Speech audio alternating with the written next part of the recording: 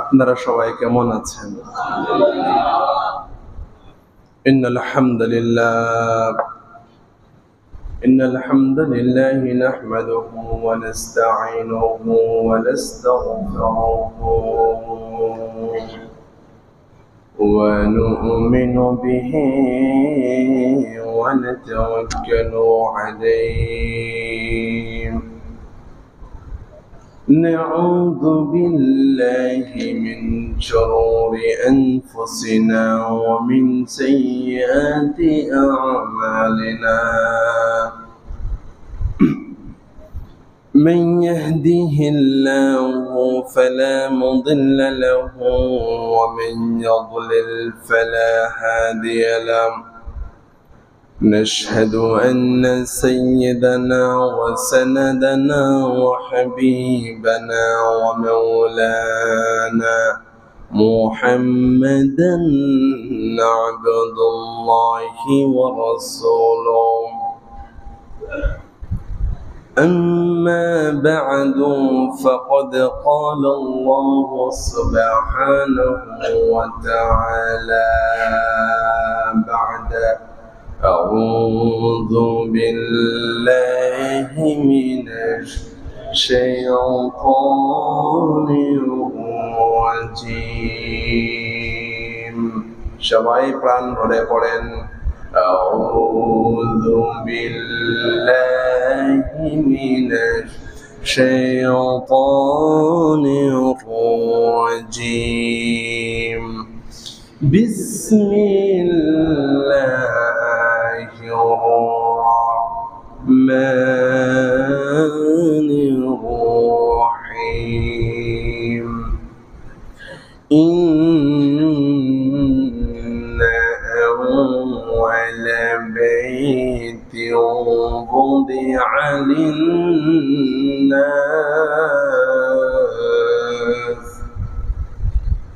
وضع للناس للذي ببكة مباركا وهدى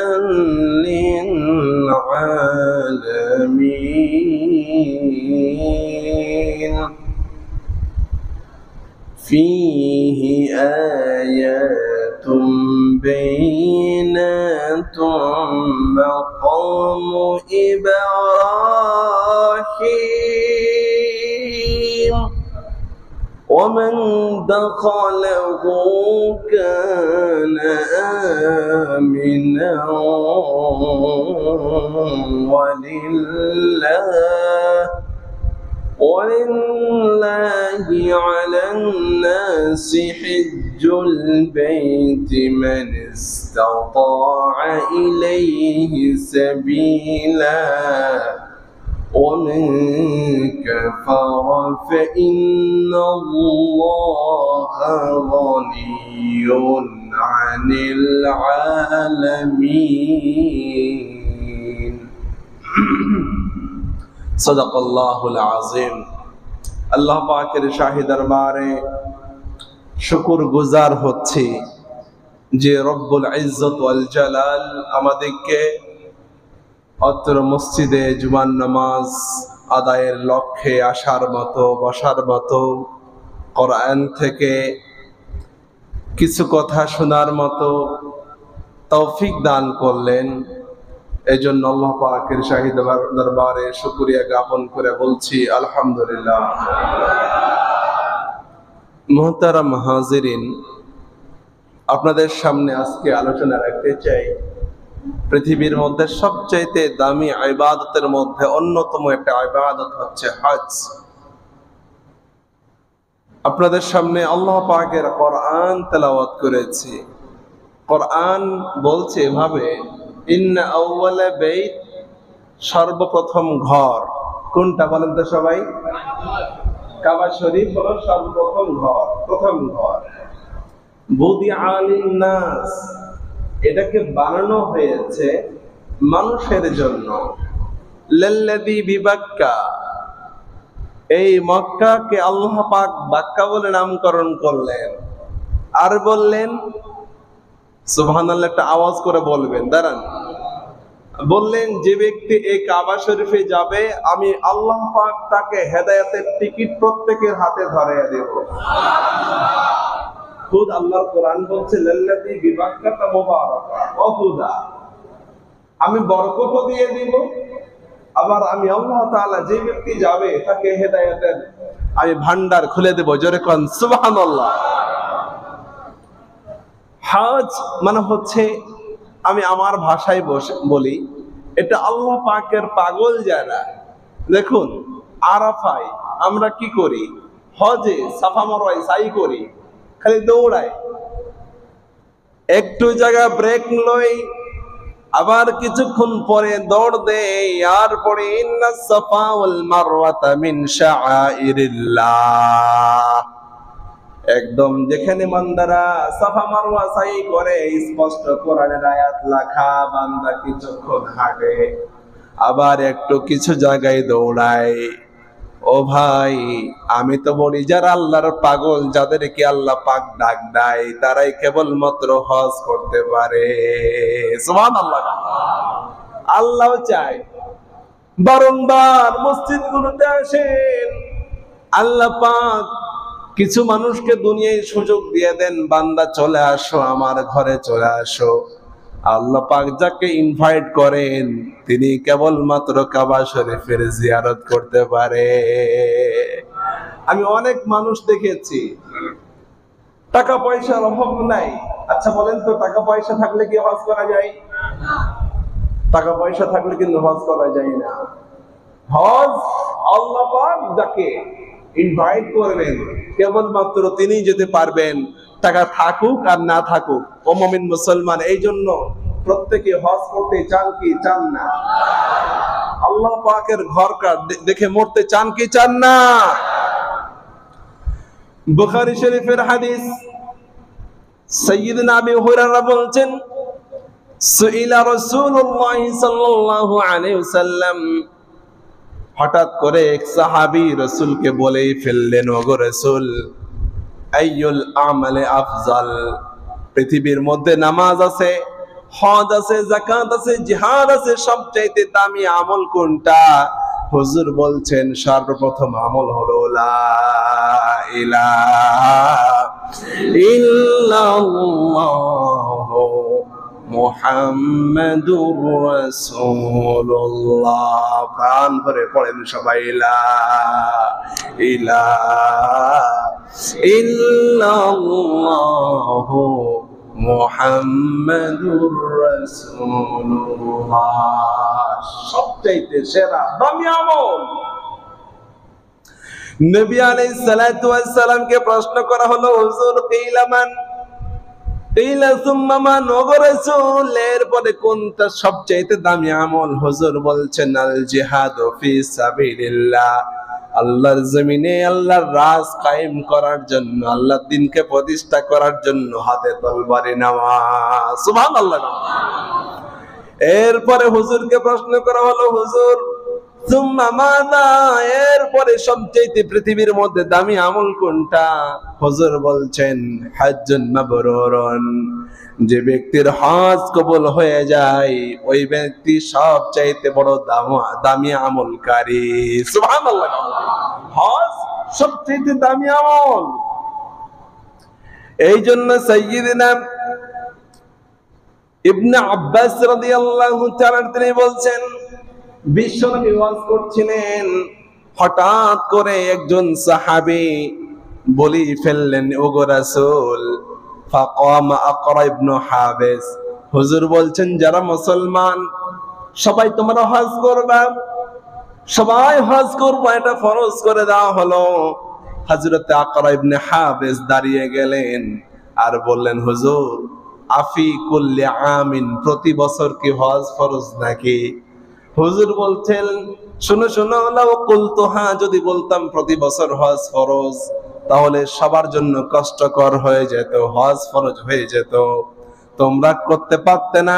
মনে রাখবে, অল হাজ্জু মাররাতুন, হজ হলো জীবনে একবার ফরজ, আর বাকি যতবার করবেন সবগুলো নফল হিসাবে আপনার আমলনামায় ঢুকিয়ে দিবে তিনি কে? প্রিয় মুমিন মুসলমানেরা, এই জন্য হুজুর প্রায় বলতেন, খবরদার তোমাদের যাদের সাধ্য আছে, ক্ষমতা আছে, টাকা পয়সা আছে, জলদি করে হজ করবা। ইবনে মাজাহ শরীফের হাদিস, হযরত আব্দুল্লাহ ইবনে আব্বাস বলতেন, নবী আলাইহিস সালাতু ওয়াস সালাম বলেছেন, মান আরাদাল হজ, যে ব্যক্তি হজ করতে চায়। আপনারা কি হজ করতে চান? হজ করতে চান? হ্যাঁ।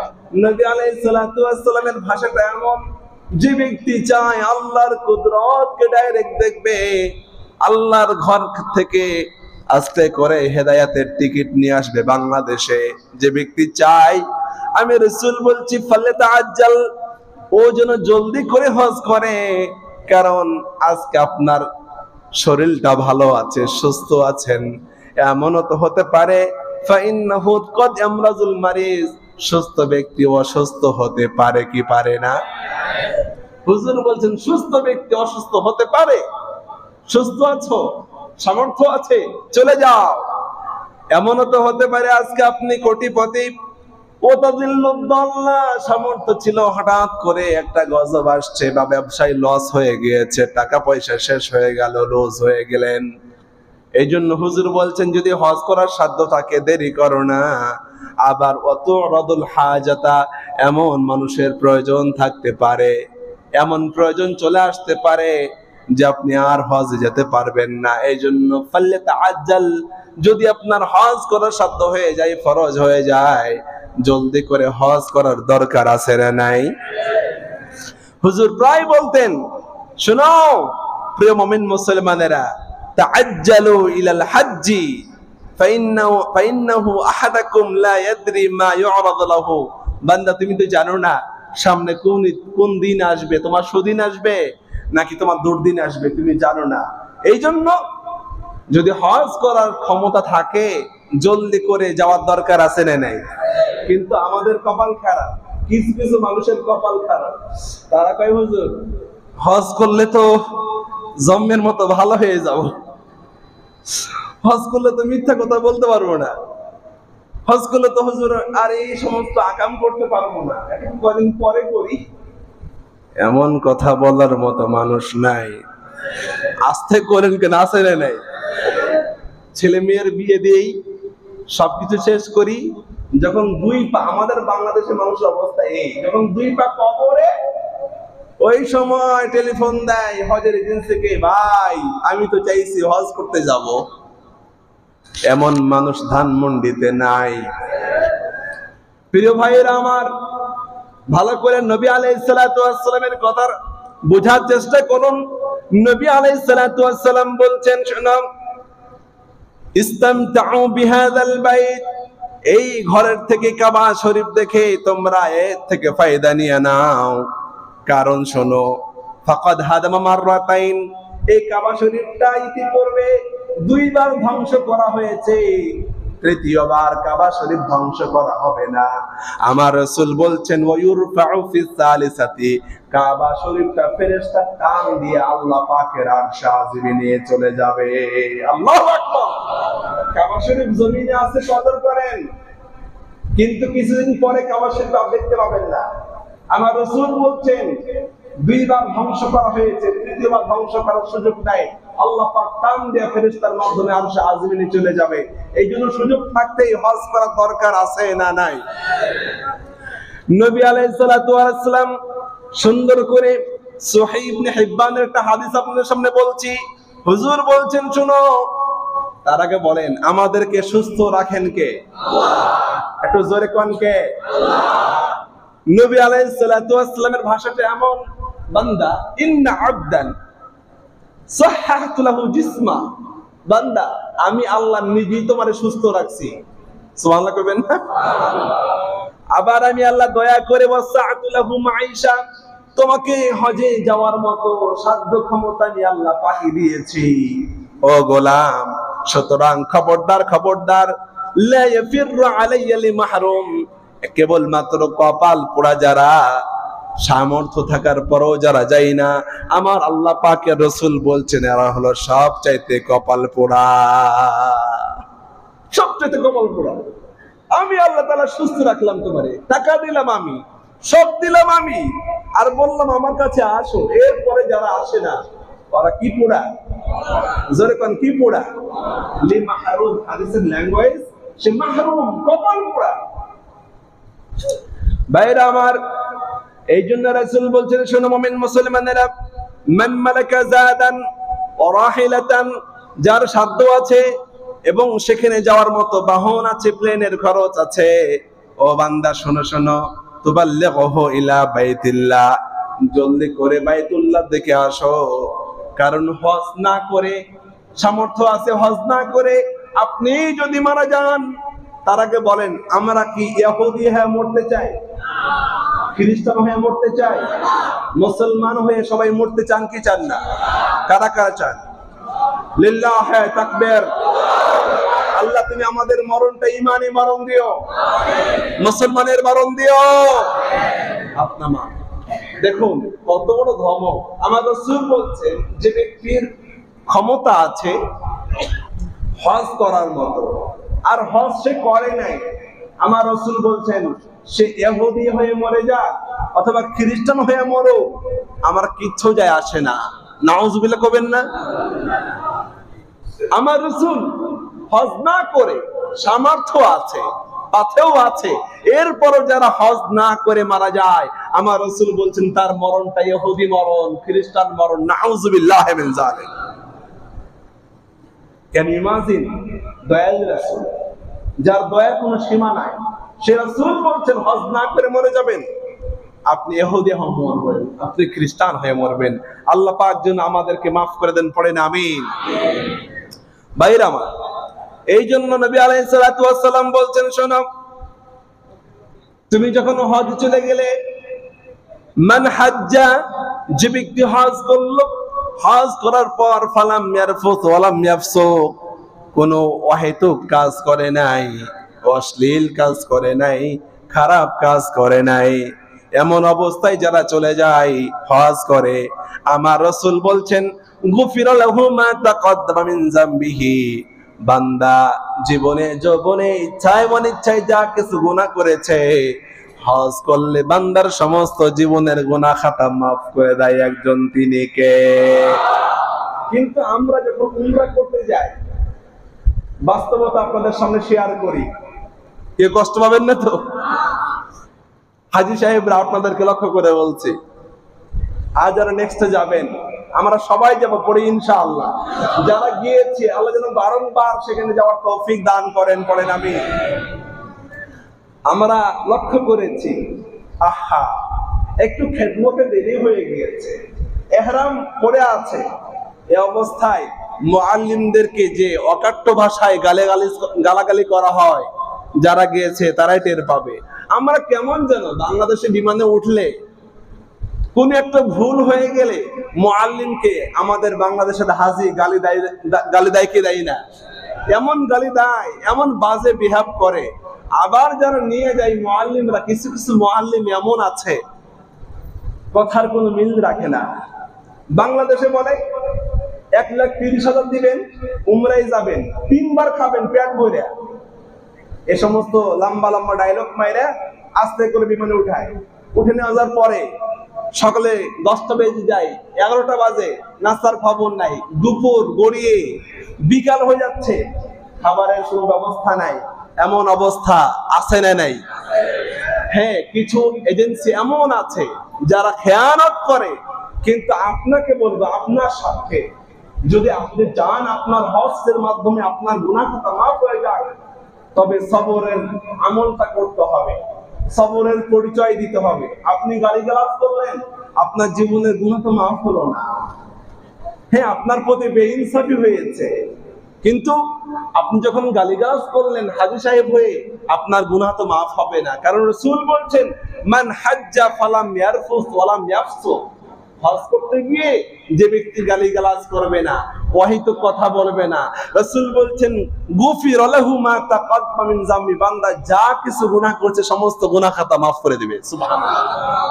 এই জন্য আমাদের সাথে হজ এজেন্সি যদি বেইনসাফি করে, খেয়ানত করে, আমরা যেন গালিগালাজ করে, খারাপ আচরণ করে, অশ্লীল কথা বলে আমাদের হজ নষ্ট না করে সেই তৌফিক আমার জাতিকে আল্লাহ পাক দান করেন, পড়েন আমিন।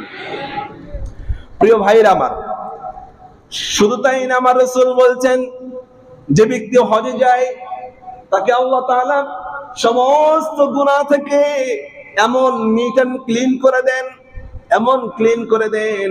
আমার রাসূল বলছেন, শোনো মুমিন মুসলমানেরা, রাজাআ কায়াউমিন ওয়ালাদাতহু উম্মু, একটা সন্তান মা যখন প্রসব করে তার জীবনের যেমন কোনো গুনাহ থাকে না, বান্দা হজ করে যখন দেশে ফিরে আসে বান্দার ঠিক তেমন গুনাহ থাকে না। সুবহানাল্লাহি ওয়া বিহামদিহি।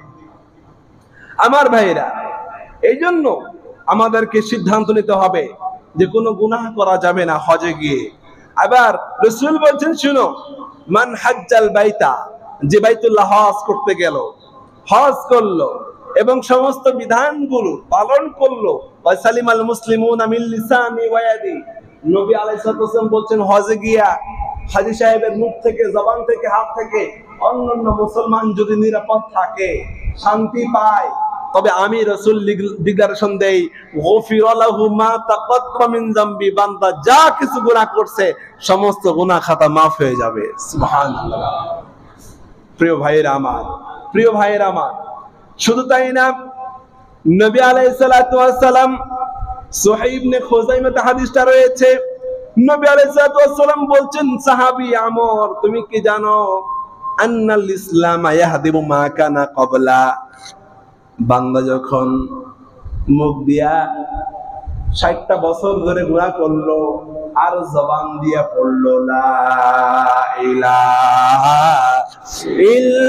ইল্লাল্লাহু মুহাম্মাদুর রাসূলুল্লাহ, পড়েন সবাই, লা ইলাহা ইল্লাল্লাহু মুহাম্মাদুর রাসূলুল্লাহ। নবী বলছেন, বান্দা 60 বছর, 70 বছর, 80 বছর ধরে গুনাহ করলো আর এই কালিমা পড়লেই বান্দার সমস্ত জীবনের গুনাহ খাতা মাফ করে দেয় একজন, তিনি কে?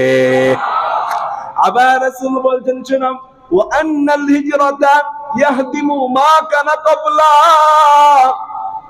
দিন ইসলাম পালনের জন্য, দিন রক্ষার জন্য, ঈমান রক্ষার জন্য যদি মাতৃভূমি ছেড়ে অন্যত্রে চলে যান, আমার রাসূল বলছেন এটা এত বড় আমল, বান্দাকে আল্লাহ তাআলা মাসুম বানিয়ে দেন। সুবহানাল্লাহ। আর শুনো মুমিন মুসলমানেরা, আমার রাসূল বলতেন, ওয়া আন্নাল হাজ্জা, আর হজ এমন, মনে রেখে দিও, লাইসা লাহু জাযাউন ইল্লাল জান্নাহ। ও মুমিন মুসলমানেরা, ওয়া আন্নাল হাজ্জা ইয়াহদিমু মা কানা ক্বাবলা, যে ব্যক্তি হজ করলো জীবনের সমস্ত গুনাহ খাতা মাফ হয়ে যায়। এত বড় আমল, জীবনের সমস্ত গুনাহ খাতা মাফ হয়ে যায়। আল্লাহু আকবার। একজন নন মুসলিম তিনি যখন মুসলমান হয়ে যায়, আল্লাহ পাক সমস্ত গুনাহ খাতা মাফ করে দেয়। সুবহানাল্লাহ কইবেন না? তো হজ করলে আল্লাহ তাআলা নন মুসলিমের মতো আল্লাহ পাক তাকে ওই ধরনের মাসুম বানিয়ে দেন, বেগুনাহ বানিয়ে দেন।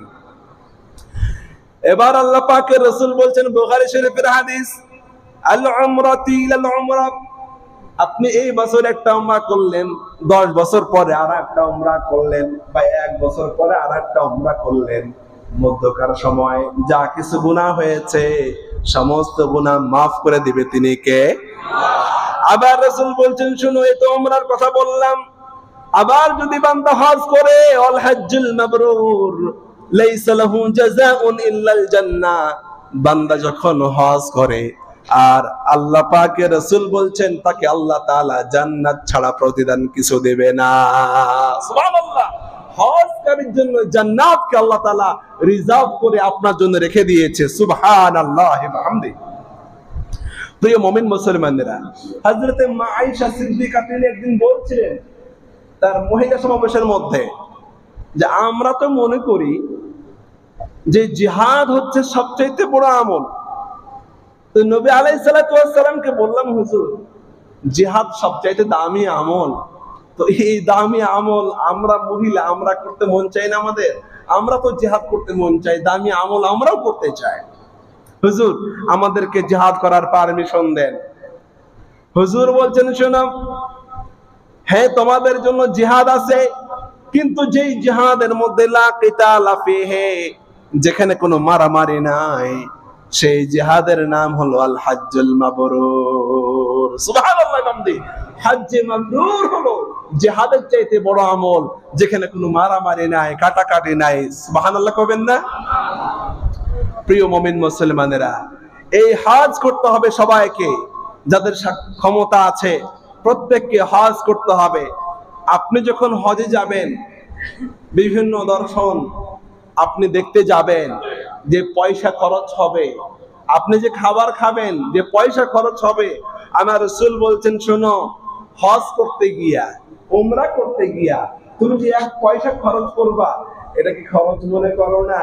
কারণ জানো, তোমার রাসূলের মাধ্যমে বলেছি, আন-নাফাকাতু ফিল হজ্জি কান-নাফাকাতি ফি সাবিলিল্লাহ। বদরে, উহুদে, খন্দকে, আহজাবে আমার সাহাবীরা যুদ্ধে করতে গিয়ে যে পয়সা খরচ করেছে, যে সওয়াব হয়েছে, হজ করতে গিয়ে বান্দা পয়সা খরচ করলে মুজাহিদের মতো সওয়াব দিয়ে দিবে। সুবহানাল্লাহ, আল্লাহু আকবার, আল্লাহু আকবার। প্রিয় ভাইয়েরা আমার, শুধু তাই না, অনেক মানুষ সন্ধ্যায়, হুজুর আমার আত্মীয় হজ করতে গিয়েছিল, মারা গিয়েছে, এমন রিপোর্ট বাংলাদেশে আছে না নাই? এই নিয়তটা করেন, আপনার মরণ যেন ইহরাম বাঁধা অবস্থায় মরণ হয়। পড়েন আমিন। আপনি দোয়া করেন, আল্লাহ আমার মরণ যেন কাবা শরীফে মরণ হয়, তোমার রাসূলের দেশে মরণ হয়। পড়ে আমিন। কত ভাগ্যের বিষয়। সুবহানাল্লাহ ওয়া বিহামদি। আমার নবীর কথাটা শুনেন, বুখারী শরীফে হাদিসটা কোট হয়েছে। ইবনে আব্বাস বলছেন, যদি কোনো গোলাম এমন হয়, নবী আলাইহিস সালাতু ওয়াস সালামের পাশে বসা ছিল, আরাফার দিন একজন ব্যক্তি উট থেকে নামতে গিয়ে পড়ে গিয়েছে, যার কারণে মৃত্যু হয়ে গেল। আমার হুজুর বললেন, ওকে সুন্দর করে পানি দিয়া গোসল করো, কাফন পরাও, কিন্তু খবরদার খবরদার আতর লাগাবা না, তার চেহারাটাকে সুন্দর করে খোলা রাখো। কারণ ওই ব্যক্তি যখন কিয়ামতের দিন আল্লাহর দরবারে উঠবে, লাব্বাইক লাব্বাইক আল্লাহুম্মা লাব্বাইক বলতে বলতে রবের দরবারে উঠে যাবে। সুবহানাল্লাহ, আল্লাহর দরবারে। আমি সেদিনও বলেছি, কেউ উঠবে নামাজ নিয়া, কেউ উঠবে রোজা নিয়া, কেউ উঠবে সুদের গুনাহ নিয়া, আর কেউ উঠবে লাব্বাইক আল্লাহুম্মা লাব্বাইক। বলেন লাব্বাইক আল্লাহুম্মা লাব্বাইক লা শারীকা লাক লাব্বাইক ইন্নাল হামদা ওয়ান নি'মাতা লাকা ওয়াল মুলক লা শারীকা লাক লাব্বাইক আল্লাহুম্মা লাব্বাইক। যে ব্যক্তি হজের সফরে মারা যায়, আল্লাহর দরবারে যখন উঠবে, লাব্বাইক বলতে বলতে আল্লাহর সামনে চলে যাবে। সুবহানাল্লাহ। এমন মরণ চান কি চান না? অনেক মানুষ বলে, হুজুর দোয়া করেন যেন সেজদা অবস্থায় মরতে পারি। হ্যাঁ ভালো, অবশ্যই ভালো, কিন্তু আপনাকে ওই কথাই বলবো, আপনি মরণ চাইবেন এমন মরণ, যে মরণ চেয়েছেন আমার রাসূল সাল্লাল্লাহু আলাইহি সাল্লাম। আমার নবী বারংবার দোয়া করতেন, আল্লাহ তোমার রাস্তায় যেন শহীদ হতে পারি, সেই মরণ দাও। সুবহানাল্লাহ কইবেন না? আমার রাসূলের মতো মরণ চান। সেজদায় মরণ অনেক ভালো, কিন্তু আমার রাসূল দোয়া করতেন, আল্লাহ তুমি আমাকে তোমার রাস্তায় শাহাদাতের মর্যাদা নসিব করো। পড়েন আমিন।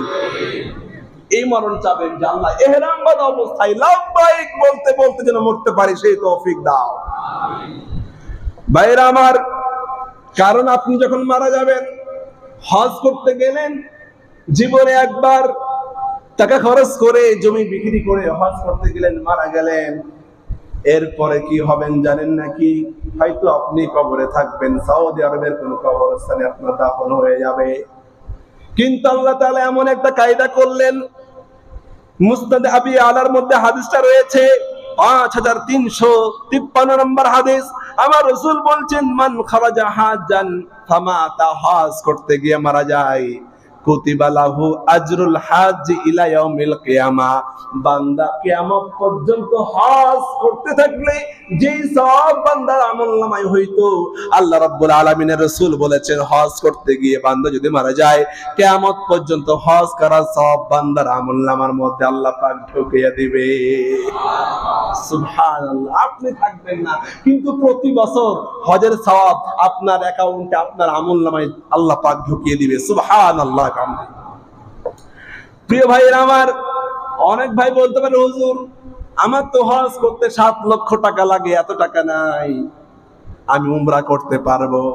আমার রাসূল বলছেন, আমান খারাজা মুতামিরান, উমরা করতে গিয়ে ফামাতা, মারা যায়, কুতিবা লাহু আজরুল মুতামির ইলা ইয়াউমিল কিয়ামা, বান্দা কিয়ামত পর্যন্ত উমরা করতে থাকবে, যেই সওয়াব হবে বান্দা যদি উমরা করতে গিয়ে মারা যায়, এই পরিমাণ সওয়াব বান্দার আমলনামার মধ্যে আল্লাহ পাক ঢুকিয়ে দিবে। সুবহানাল্লাহ। প্রিয় ভাইরা, এই জন্য আমাদেরকে হজ উমরা করার প্রিপারেশন দরকার আছে না নাই? আসতে কবেন না, আছে না নাই? হযরতে খাল্লাদ বিন সায়েব বিন খাল্লাদ বিন আনবিহি, তিনি বলছেন নবী আলাইহিস সালাতু ওয়াস সালামের কাছ থেকে একদিন আতানি জিবরাইল আসলেন নবী আলাইহিস সালাতু ওয়াস সালামের কাছে। আসার পরে হুজুর বললেন, শোনো, জিবরাইল আমাকে আদেশ করলেন যে আমার সাহাবীদেরকে যেন বলি, তোমরা বলো আমার সাথে, আপনারাও বলেন, লা ইলাহা ইল্লাল্লাহ লাব্বাইক আল্লাহুম্মা লাব্বাইক লা শারীকা লাক লাব্বাইক ইন্নাল হামদা ওয়ান নি'মাতা লাক ওয়াল মুলক। এবার চিল্লে বলেন তো আল্লাহু আকবার। জিবরাইল বলছেন, হুজুর সুসংবাদ গ্রহণ করেন, কারণ যে ব্যক্তি এই কালেমা বলেছে আল্লাহ পাক তার জন্য জান্নাতের প্লটকে বরাদ্দ করে ফেলেছে। হযরতে জিবরিল বলছেন, ইয়া রাসূলুল্লাহ, ওগো রাসূল, যে বান্দা মাত্র লাব্বাইক পড়লো, যেথায় পড়ুক না কেন পড়লো, আপনি কি দেখেছেন রাসূল? আপনি তাকান, ডানে তাকান, বায়ে তাকান, সামনে তাকান, পিছে তাকান, চতুর্দিকে পৃথিবীর আনাচে কানাচে যত গাছপালা, তৃণলতা, পাহাড় পর্বত আছে, আপনাদের সুরে সুরে তালে তালে তারাও লাব্বাইক আল্লাহুম্মা লাব্বাইক লা শারীকা লাক লাব্বাইক বলতে শুরু করেছে। পড়েন আল্লাহু আকবার, পড়েন আল্লাহু আকবার। লা ইলাহা ইল্লাল্লাহু আল্লাহু আকবার, আল্লাহু আকবার। লাব্বাইক আল্লাহুম্মা লাব্বাইক লা শারীকা লাক লাব্বাইক ইন্নাল হামদা ওয়ান নি'মাতা লাক ওয়াল মুলক লা শারীকা লাক। আল্লাহর কসম, ওই যে দেখা যায় গাছ, এই যে আমাদের সামনে ফল, সবগুলো এখন এই মুহূর্তে আমাদের তালে তালে সুরে সুরে এরাও লাব্বাইক বলতে শুরু করেছে। পড়েন আল্লাহু আকবার। এই হাদিসটা তিরমিজি শরীফে আসছে এভাবে।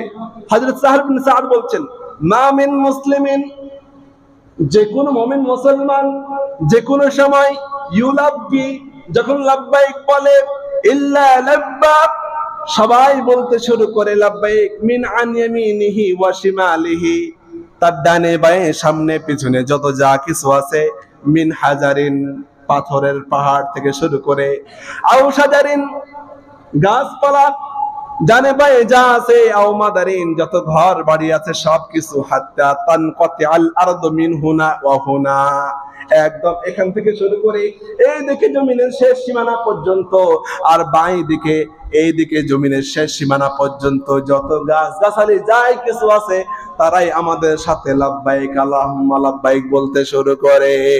সুবহানাল্লাহ।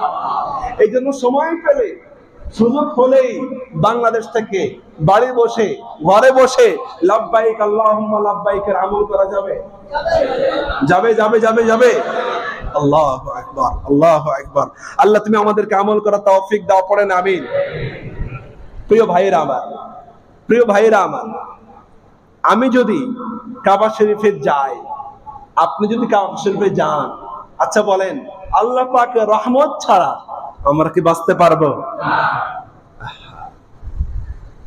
কত কান্নাকাটির পর আল্লাহর রহমত গত রাত্রে নাজিল হয়েছে।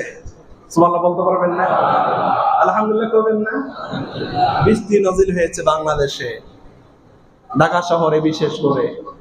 আমার ভাইয়েরা, আল্লাহর রহমত, আল্লাহ যখন খুশি হয়ে যান, আল্লাহ খুশি হয়ে বৃষ্টিকে রহমত আকারে নাজিল করে। সুবহানাল্লাহ। কাবা শরীফ যাবেন, আমার রাসূল বলছেন শোনো, ইউনজিলুল্লাহু কুল্লি ইয়াউমিন, প্রত্যেকটা দিন কাবা শরীফের সেই চত্বরের উপরে আলা হুজ্জাতি বাইতিল হারাম, যতগুলো হাজী সাহেব আছেন, উমরাকারী, হজকারী যারাই আছেন, আল্লাহ পাক বলছেন প্রত্যেক দিন 20 রাহমাতান, 120টা রহমত কাবা শরীফের চত্বরের উপরে আল্লাহ রাব্বুল আলামিন নাজিল করেন। সিদ্দিন আলী তায়েফিন, 60টা রহমত আল্লাহ পাক শুধু তাদেরকে দান করেন যারা তাওয়াফ করতে থাকে, তাওয়াফ করতে থাকে। আর তাওয়াফের সময় দোয়া করে, রব্বানা, পড়েন সবাই, রব্বানা আতিনা ফিদ দুনিয়া হাসানা ওয়া ফিল আখিরাতি হাসানা ওয়া কিনা আযাবান নার। পড়েন সবাই, রব্বানা আতিনা ফিদ দুনিয়া হাসানা وفي الآخرة حسنة وقنا عذاب النار। যারা তাওয়াফ করে 60টা রহমত আল্লাহর আকাশ ফিরে নাজিল করে দেয়। সুবহানাল্লাহ। ওয়া 40 লিল মুসাল্লিন, 40টা রহমত আল্লাহ পাক ওই সমস্ত ব্যক্তিদেরকে দান করেন যারা নাকি মুসল্লি, যারা কাবা শরীফের সামনে রেখে সেজদায় পড়ে যায়, নামাজ পড়ে, 40টা রহমত নাজিল হয়ে যায়। আর আপনি তাওয়াফ করেন নাই, আপনি নামাজ পড়েন নাই, শুধুমাত্র ভালোবাসার নজরে কাবার দিকে যখন আপনি তাকিয়েছেন, 20 আনিল নাজিরিন, 20টা রহমত আকাশ থেকে নাজিল করে দেয় একজন, তিনি কে? শুধু তাকিয়ে আছে, কাবার দিকে তাকিয়ে আছে। আরে কাবা, আরে কাবা, তাকিয়ে আছেন, এই অবস্থায় আকাশ থেকে আপনার মাথার উপরে 20টা রহমত নাজিল হয়ে যায়। আল্লাহু আকবার। ভাইরা আমার, আজকে হজরে আসওয়াদের জবান নাই, কিন্তু আপনাদেরকে আমি কনফার্ম করছি এমন একটা দিন আসবে হজরে আসওয়াদ আপনার মতো আমার মতো কথা বলতে শুরু করবে। সুবহানাল্লাহ। আর আস্তে কোন, এমন একটা সময় আসতেছে ভাই, আজকে হজরে আসওয়াদ তার চক্ষু নাই, আমাদের যেমন 2টা চক্ষু আছে দেখতে পাই। আমার রাসূল বলছেন এমন একটা সময় আসবে হজরে আসওয়াদের গায়ের উপরে 2টা চক্ষু আল্লাহ পাক লাগিয়ে দিবে। আমার রাসূল বলছেন, ইবনে মাজাহ শরীফের হাদিস, লাহু আইনান, হজরে আসওয়াদের 2টা থাকবে চক্ষু, ইউবসিরু বিহিমা, যেই চোখ দিয়ে দেখতে পাবে, ওয়া লিসানুন ইয়ানতালিকু বিহি, জবান থাকবে, কথা বলবে। শুধু তাই না, ওয়া ইয়াশহাদু আলা মান ইসতালিমাহু বিহাক্কিন, যে ব্যক্তি হজরে আসওয়াদকে দেখেছে, একটু চুমু দিয়েছে কিংবা ইশারা করেছে। কিছু মানুষ তো এমন পাওয়া যায় যে হজরে আসওয়াদ চুমু দেওয়ার জন্য অন্য মুসলমানকে কষ্ট পর্যন্ত দেয়, এমন মুসল্লি আছে না নাই? আচ্ছা বলুন, হজরে আসওয়াদকে চুমু দেওয়া এটা ফরজ? সবাই কোন নাকি ফরজ? ফরজ। আপনি ইশারা করলেন বা হাত দিয়ে একটু আঁচ লাগালেন, তাতে এনাফ হয়ে যায়। চুমু দিতে পারলে আলহামদুলিল্লাহ, আল্লাহ সুযোগ দিয়ে। কিন্তু হজরে আসওয়াদকে চুমুতে গিয়ে মুসলমানকে কষ্ট দেওয়া সুন্নত না ফরজ? মুসলমানকে কষ্ট দেওয়া যাবে? হারাম নয়, মুসলমানকে আমরা কষ্ট দেই। আমার প্রিয় ভাইরা, খবরদার, আমার রাসূল বলছেন কিয়ামতের ময়দানে এমনটাই হবে, হযরত আসওয়াদের জবান খুলে যাবে, চোখ দিয়ে আল্লাহ পাককে দেখাবে, আল্লাহ ওই মানুষটা আমাকে চুমু দিয়েছে, আল্লাহ ওই মানুষটা আমাকে হাতে ইশারা করেছে, দূর থেকে মহব্বত করেছে। আল্লাহ পাক বলছেন তার ইশারা কবুল করা হবে, তার সাক্ষ্য কবুল করা হবে, এর বিনিময়ে আল্লাহ পাক কিয়ামতের দিন ধরে ধরে বান্দাকে জান্নাতের মধ্যে ঢুকিয়ে দিবে। এই জন্য প্রিয় ভাইরা, হজ করার দরকার আছে না নাই? এই জন্য যাদের সাধ্য আছে ইনশাআল্লাহ আমি আপনাদেরকে বলবো, রিকোয়েস্ট করব যে আপনারা প্রথমে উমরা করবেন, আর যদি চান হজ একবারই করবেন আলহামদুলিল্লাহ করেন। কিন্তু আপনাকে বলবো, যদি আপনার ক্ষমতা থাকে, সাধ্য থাকে, হজ করতেই হবে। হজ ছাড়া যদি কেউ মারা যায়, আমার রাসূল বলছেন তার মরণটা ইহুদি মরণ, খ্রিস্টান মরণ। আল্লাহ পাক যেন আমাদেরকে হজ করার তৌফিক দান করেন। মেহেরবানি করে সুন্নাহ পড়ে নিন।